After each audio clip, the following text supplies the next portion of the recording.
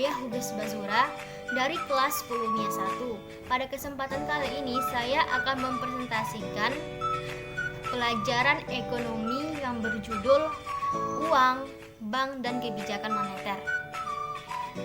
Yang pertama kita bahas kali ini adalah uang. Sebagian besar kalian tahulah dan pasti sering memakai yang namanya uang, betul? Oke, secara teori kita akan coba melihat uang itu seperti apa sih? Uang secara umum adalah benda-benda yang disetujui oleh masyarakat sebagai alat perantara untuk mengadakan tukar-menukar antar perdagangan. Nah, ternyata uang dapat dikatakan sebagai uang ada syaratnya loh.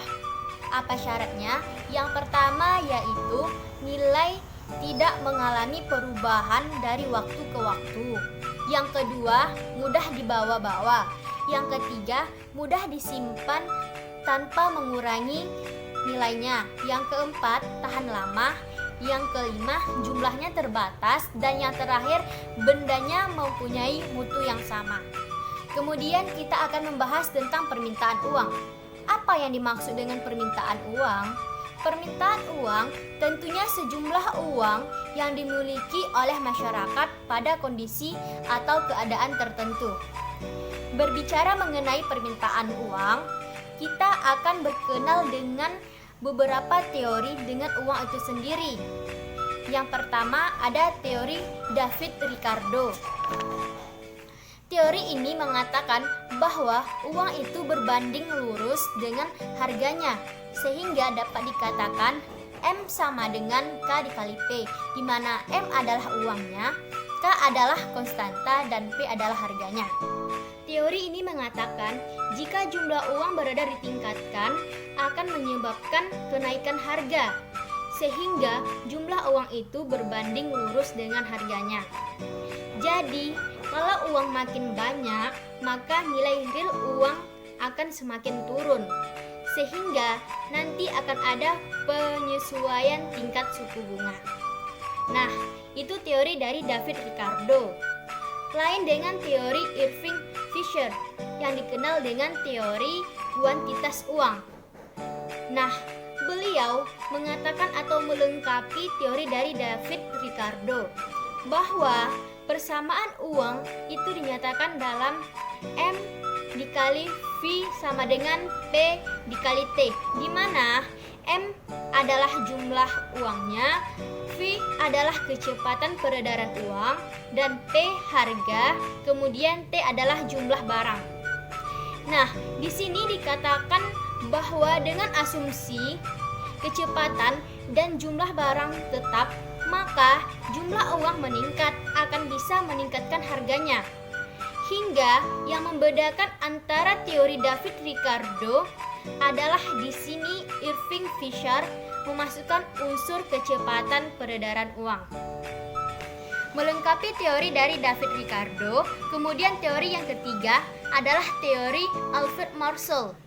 Teori ini mengatakan bahwa dia mempunyai teori persediaan kas. Persamaannya adalah M sama dengan K dikali P dikali Y, di mana M adalah jumlah uangnya, K adalah keinginan masyarakat mencadangkan uang, P adalah harga, dan Y adalah pendapatan, sehingga terkenal dengan teori persediaan kas. Kemudian ada teori dari J.M. Keynes yang mengatakan bahwa manusia ingin memegang uang karena ada 3 alasan. Apa alasannya? Yang pertama yaitu motif transaksi, yang kedua motif spekulasi, dan yang ketiga adalah motif menjaga-jaga. Baik pada permintaan uang, tentunya ada penawaran uang. Sejumlah uang yang ditawarkan oleh pihak perbankan kepada masyarakat tentunya. Yang kedua, kita akan membahas tentang mengenai bank. Ada 2 fungsi dari bank. Yang pertama, kredit aktif. Yang kedua, ada kredit pasif. Kredit aktif adalah kegiatan bank untuk menyalurkan dana kepada masyarakat dalam bentuk kredit. sedangkan kredit pasif adalah kegiatan bank untuk atau menghimpun dana kepada masyarakat dalam bentuk tabungan. Tentunya berbicara mengenai tabungan pasti tak jauh dari tingkatan suku bunga. Yang perlu kalian ketahui adalah di sini ada istilah dengan bunga nominal. Jadi, bunga nominal ini adalah harga yang diperhitungkan dengan suku bunga real dan inflasi. Nah, di sini suku bunga nominal biasanya identik dengan deposito. Jadi, kalau deposito tingkat suku bunganya naik, maka nanti bunga nominal akan juga naik. Nah, itu perbedaan antara suku bunga nominal dan suku bunga real. Jadi, nominal itu mempertimbangkan laju inflasi. Kemudian, fungsi bank juga bisa sebagai perantara jasa keuangan. Kemudian, ada di dalamnya jenis bank. Nah, ini dia ada yang disebut dengan bank sentral yang kita kenal sebagai Bank Indonesia, yang kegiatan utamanya sebagai pelaksana kebijakan moneter dan juga pengaturan transaksi keuangan. Dalam hal ini berarti berarti Bank Indonesia juga berperan untuk membawahi kegiatan. Kemudian ada yang disebut sebagai bank umum, yang mana bank umum ini sering disebut sebagai bank konvensional. Bank inilah yang sering kita jumpai atau kita temui dalam kehidupan sehari-hari. Nah, berkaitan dengan bank tadi, yang perlu kita ketahui bahwa jumlah uang yang beredar nanti ada kaitannya dengan inflasi dan deflasi. Berarti, kalau berbicara dengan inflasi dan deflasi, kita akan berbicara mengenai kebijakan moneter. Apa itu kebijakan moneter? Kebijakan moneter adalah kebijakan bank sentral untuk mengatur jumlah uang yang beredar. Nah, caranya bagaimana? Caranya yaitu yang pertama dengan cara politik diskonto, politik pasar terbuka, politik cash ratio, kebijakan kredit, dan himbauan. Di sini saya akan membantu teman-teman untuk mengingat selamanya mengenai kebijakan moneter. Saya ada trik asik untuk teman-teman. Ingat saja, najunake tubi tulong.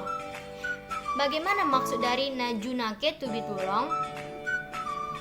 Untuk mengatasi inflasi, kalian ingat saja najunake. Naikkan suku bunga, jual surat berharga, naikkan cadangan kas, ketatkan syarat kredit.